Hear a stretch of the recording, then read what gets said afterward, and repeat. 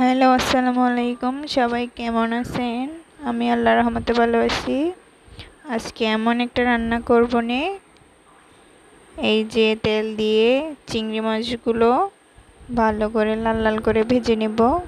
আজকে আমি চিংড়ি দিয়ে লাতি রান্না করব। এভাবে রান্না করলে দেখবেন আর কোনো গলা ধরবেন না। যদিও অনেকে বলে গলা ধরতেছে, তো এভাবে রান্না করে চেষ্টা করবেন একবার হলেও। চিংড়িগুলো বড় ছিল, তো এগুলো মাঝখান থেকে একটু কেটে নিচ্ছি। এখন এগুলো ভালো করে লাল লাল করে ভেজে নেব। এগুলো আমার মনে হয় চিংড়িগুলো আগে থেকে লাল লাল করে ভেজে নিলে এটা স্বাদটা একটু দ্বিগুণ হয়।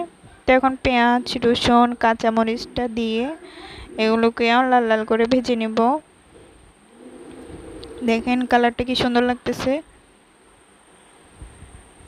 তো সবাইকে বলবো একবার হলে এভাবে রান্না করবেন। যদিও কম বেশি সবাই রান্না করতে জানে। তো আমি এখন মশলাগুলো দিয়ে দিব। হলুদ দিয়েছি, আমার হাত দিয়ে মশলাগুলো দিতে ভালো লাগে। আমি হাত দিয়েই সবসময় মশলা দিই। মরিচ, লবণ সবগুলো দিয়ে মিক্স করে নিলাম। যদিও আমি জিরে গুঁড়ো অ্যাড করছিলাম, পরে সেটা ভিডিওটা নিতে পারি নাই। যে এগুলোকে এখন কষাই নিব। যেহেতু চিংড়ি মাছটা কাঁচা, সেজন্য একটু ভালো করে রান্না করে নিতে হবে। যে আবার বেশি ভালো করে কুক না হলে সমস্যা, এটা খেতে তেমন মজা লাগবে না, প্লাস গন্ধ লাগবে চিংড়ি মাছের। তো ভালো করে এটা আমি কষাই নিচ্ছি, একদম ঘন করে বেছে নেব। এই যে লতিটা কচুর, তো এটাকে আমি আগেই সিদ্ধ করে নিয়েছি একটু লবণ, একটু হলুদ দিয়ে।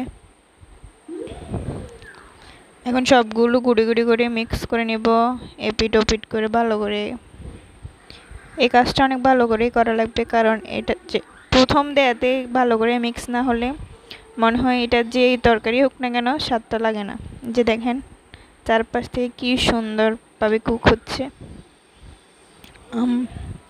এত সুন্দর একটা স্মেল আসতেছিল, যেটা বলে বোঝানো যাবে না। যে রান্না করবে বা যারা রান্না করে তারাই জানবে। এই যে আমি কিন্তু রান্নাটা মাটির চুলায় করতেছি, প্লাস আগুনটা নিভিয়ে আমি ওই কয়লার মধ্যে এগুলাকে প্রায় 10 মিনিটের মতো রান্না করছি।